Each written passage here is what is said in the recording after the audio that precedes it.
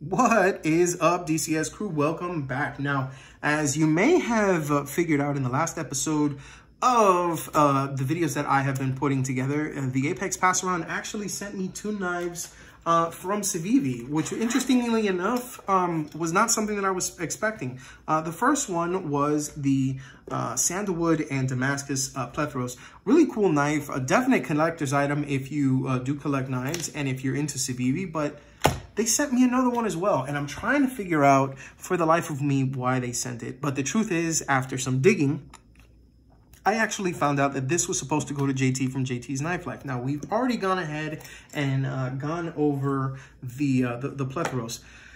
But what's in here? Well, the truth is, we are going to find out after the intro. Stay tuned.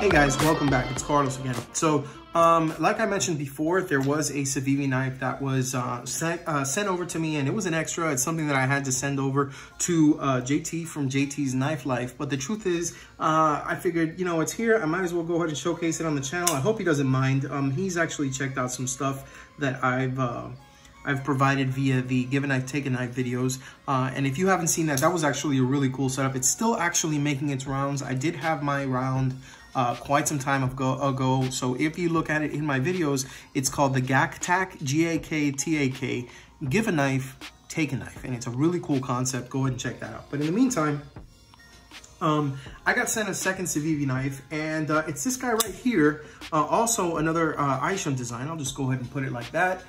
Actually, this doesn't really show too well that way. Let me see if I can just put it this way. All right.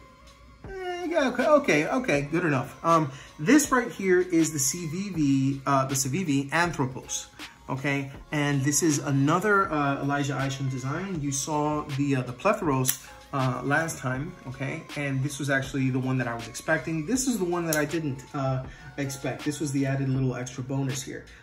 It was designed by Elijah Isham, who has actually done some really good work, not only through his own line with stuff like the Black Star, but through WE Knives and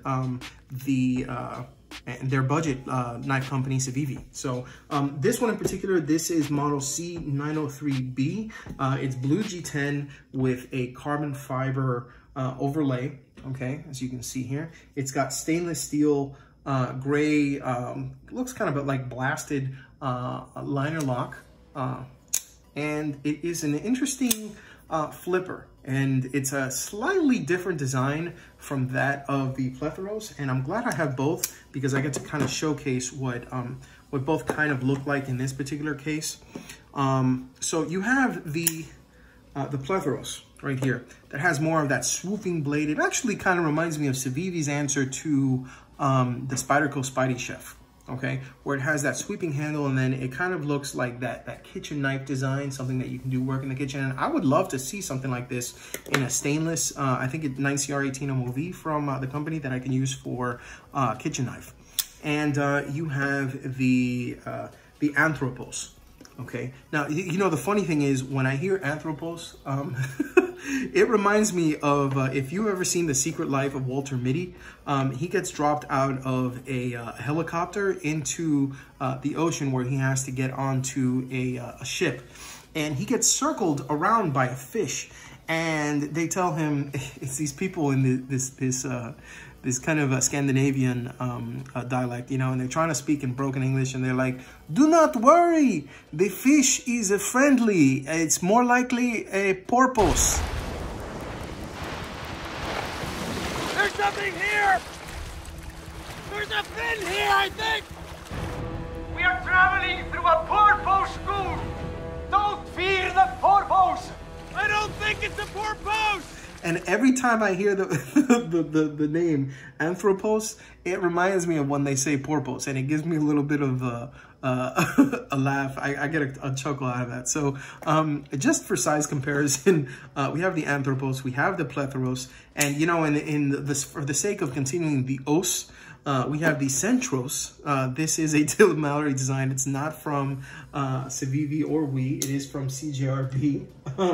We have the the Tangram Vector. This is a Kimning design in Akudo 440 from the presently and hopefully not completely defunct Tangram knives. We have the Dan Designs Oni. I finally picked up one of these. Actually, I picked up one of these a long time ago, and it finally got here from China because of the coronavirus. This is the Hogue Knives Deca in black G10, or I'm gonna say FRN G10, whatever, and 20 CV steel.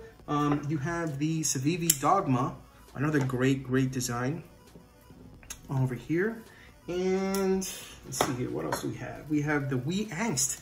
This is a really badass Justin Lundquist design, as you can see right here. Upgraded materials and really nice setup there with the anodized pivot and titanium pocket clip.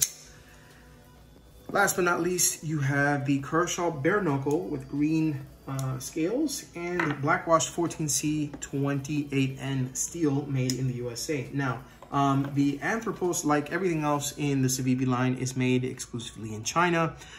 This particular one is in D2 steel. That's a semi-stainless steel. And when I say semi-stainless, that means it is right between the full stainless and the carbon steel blades. Full stainless being something like an S30V, S35VN, CTSX HP, that sort of thing. And then carbon steel being something like 01 tool steel, you know, 1095, you know, 1040 carbon steel. Okay, and now the reason why it's right in between is because what it does is it's a nice median between having the toughness of a carbon steel with the corrosion resistance and the possible corrosion resistance and the stainlessness of the full stainless steels. Now it's kind of a middle of the road, and it's kind of the bastard stepchild. It's like an interracial marriage between the carbon steels and the stainless steels. Let's just say it like that, and I'll just keep it out there. Now, it does have a lot of the good from both, but unfortunately, it's not as corrosion resistant as the full stainless, but it'll hold its edge a lot better than the carbon stainless steels, and it's not going to be as tough as the carbon. As the carbon steels. It's going to hold its edge a lot better than carbon steel. It's just not as tough. So there, all right, there. Okay, so back to what it actually looks like. Here is the presentation side. Here is the middle. So you can see it is very nicely, let's see if I can get it right there. Okay, it's nicely centered. Here is the clip side. Here is the rear. As you can see, that backspacer also in G10. Here's the top. And here is the bottom. Okay, so interestingly enough, much like the Plethoros, you have the placement of the flipper tab right here at the top, so that when you put your hand inside of the your pocket to be able to go ahead and pick something up, because it does have a deep carry clip that is tapped for left or right hand carry. So once it is in your pocket, okay, and say it's in your pocket, you know, you go ahead and place it this way. You're going to go ahead and pick something up out of your pocket. Okay, what's going to happen is you're going to be able to pass through, and you're not going to have any access to the blade because of the backspacer that's here that keeps that blade from even getting close to your finger. And then you're not even going to have access to this little nub right here because of the fact that they have actually designed it that way. Elisha is actually a very intuitive designer, and you would see most, you know, of the flipper tabs stick out just a little bit, because what they want to do is they want to be able to gauge the finger and make it a little bit easier for you to be able to go ahead and flick it open. The truth is, it becomes a bit of a design flaw when you go ahead and you try and adjust it anywhere else, because a lot of people just don't know how to be able to reliably flick it. But in this particular case, Elijah did, and he did the same thing for the Plethoros, and that's why I still have this out. On the Anthropos, he actually made it so that there was some nice aggressive jimping, you know, up here. It's not much, and I'll show it there. Maybe you can see it.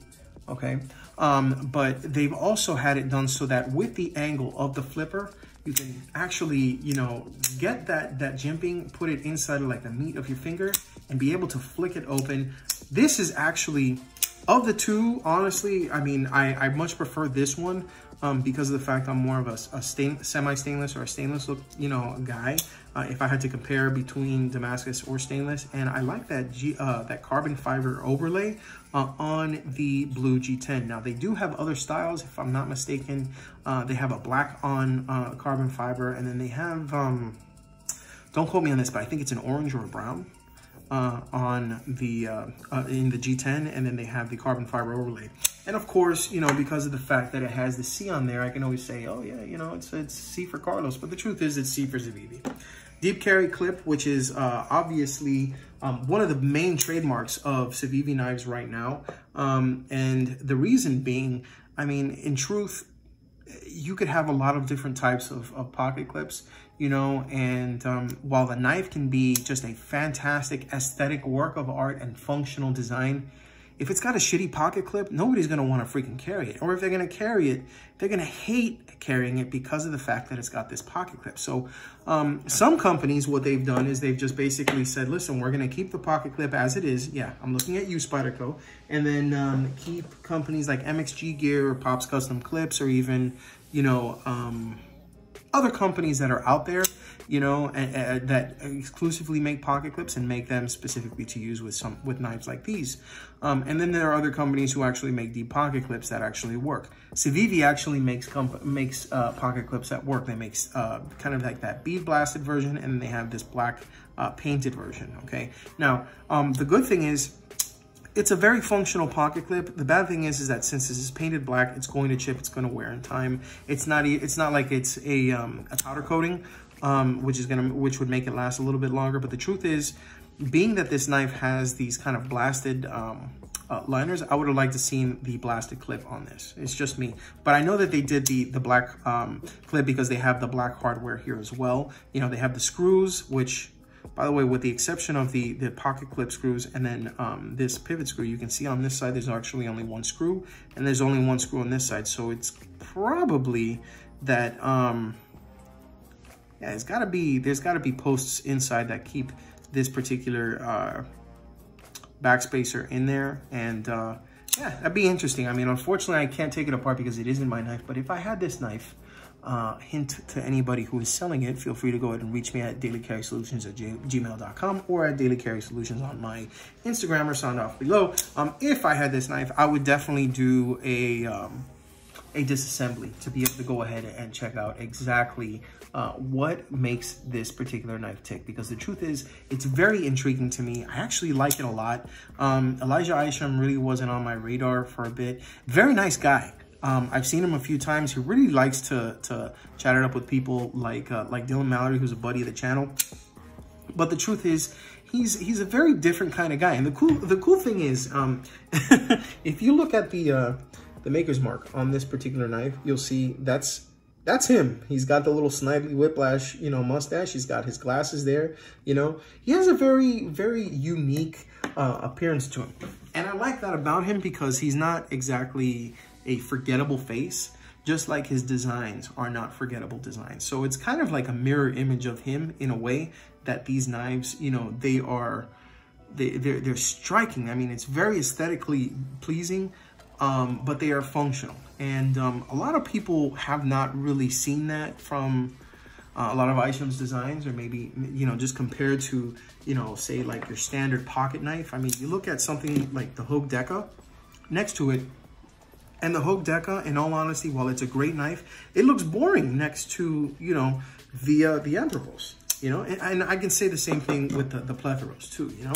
You take your average knife design, you put it next to it, and then you can see, like, this is a guy who truly designs knives, and I really like that about him. Now, I will go even farther to say on this particular knife, if I had to go ahead and weigh it against the Plethoros, which was actually the knife that I was originally intended to review, and then I reviewed in my previous video, if I knew that this knife was as good as it was, I would have requested to review this particular knife from the Apex Pass Around. Now, shout out to the Apex Pass Around. They're the best. They're cool as hell. But this was actually never supposed to be a part of my channel. It was never supposed to be sent to me. But the truth is, you know, I'm definitely going to be carrying it. I mean, it pairs really well with my Super Tinker, or, you know, from Victorinox. And I mean, look at it. It's a very nice knife. It fits extremely well in the hand, and I mean, just the scale of the knife is very, very awesome. I mean, I'm gonna go ahead and I'm gonna bring out a couple of knives so you can go ahead and see as far as size is concerned. That's the Kaiser Rogue. You've seen that guy already. This is the Wee Angst from Justin Lundquist. I'm gonna go ahead and whore that baby out, and I'm gonna be doing the review on that one very, very soon. Another Civivi, you have the Dogma right here. What else we have? Oh, well, you've already seen this guy, so I'll just bring him out one more time. This is the Hogue Knives Deca in 20 CV, made in the USA. And by the way, that's a ZT-0450 pocket clip. That's a deep carry clip that's made by MXG Gear. So if you have any questions, feel free to go ahead and reach out to me. I'll give you the link for that. This is the Kershaw Knives Bare Knuckle. Okay, it's 14C28 and steel, also made in the USA. Keeping the trend with the blue, I have the Dan Designs Gin, that's DJINN, and it's kind of like a blurple. It's not really a purple, it's not really a blue, it's more like a blurple, if you will. And then there is the CJRB Centros that obviously I put together with the Plethros and the Anthropos, Porpos. I love that shit right at the beginning of the video. So, verdict. Well, the truth is, this particular version of the Isham designs, of the 3 Isham designs, there's the McKenna, which is the front flipper. It's much smaller, it's much thinner. There's the Plethros, which is a little bit bigger than this, I want to say. Yeah, let me go ahead and take it out and see really quick. Yeah, it is slightly bigger. This one is not as slicey as the Plethros. As far as, you know, with the blade stock, this one is a little bit thinner, and I feel the grind is a little bit more aggressive to be able to allow more slicing. But the truth is, I think for true EDC use, this is probably the best of the 3. This is something that you can use and keep in your pocket for just average day-to-day, Monday through Friday type of things. And then if you're going to go out, you know, for a night on the town, or if you're going to go, if you have a board meeting, you want to put a nice knife into your pocket, this is something that you can take out, and it actually, I think that it looks really, really well, and it's built as well as it looks. Okay, it's very sharp dressed. I'd call this the sharp dressed man look. And I think that this is a really cool design because the blue pops you know, right under the carbon fiber overlay, and then it allows the carbon fiber overlay to really pop as well. It's got that stainless look, a very nice high grind in D2. It's got this swedge here on both sides. It's got plenty of edge right here, and it's got this kind of, this somewhat functional, I guess it's kind of a marriage between a finger choil and a sharpening choil. You can, I guess, get a finger there if you needed to go ahead and choke up. Most of it would be here in this area, but you could go ahead and use it. I would advise against that because the truth is there's plenty of enough space and real estate for somebody with chunky hands like mine to be able to go ahead and get all 4 fingers on here. And even with the lack of jimping that's here, there's actually a curve here towards the spine for you to be able to use it for, you know, for some cuts that require a little bit more pressure, okay? But the truth is, this is a beautiful knife. This is an excellent design, and this is an excellent example of one of Isham's designs that, while it is undeniably Elijah, it is considerably toned down compared to some of the other items that he has actually put together and sold under his own line, and both we and Civivi. I think of the 3, I think this is like the most handsome of the knives, is the most attractive of the knives. Really, really cool. The only thing other than basically the maker's mark is the designation of the steel, and I'm trying to find out, oh, it's right here. Let me go ahead and see if I can go ahead and show it in the light. They make it a point to make it very, very hard to find anything other than the you know, what they want to have on there. In this particular case, it is the maker's mark. That's Isham right there. And then other than that, they will show the steel designation. Sometimes it'll be a little bit more hidden away, but that's pretty much all that they show here. And the truth is, I really love that. I hate companies that put like all of these billboards all over their blades. You know, that's another huge plus for Civivi, and the whole stigma of the made in China. We know it's freaking made in China. It's a freaking Civivi, guys. You know, I mean, this is made in China. It's gotta be made in China because it's from Civivi. It is what it is, okay? They don't actually put it anywhere here because the truth is, if you know about Civivi knives and you don't know it's made in China, you deserve a swift kick in the ass. That's just, I gotta say that, okay? It is what it is. But that being said, would I buy it? Would I get it and flip it? Would I buy it on the secondary? Would I collect it? The truth is, I would buy it and I would carry it. And if I could get one on the secondary, I'd get one on there too, because I'd probably pick up another variant. I think this is the baddest version of the variants, and when I mean bad, I mean good. I think that the G10, the blue G10, really pops against the carbon fiber. I'm not a big carbon fiber guy, but this is actually, I really, as weird as it is to say, while I'm not a carbon fiber overlay kind of guy, I'm really sad to see this go. I'm glad I was able to go ahead and check it out. This is gonna go ahead and go to JT over at JT's Knife Life. But the truth is, I'm really sad to see this go because it's got so much going for it. I mean, can I use the?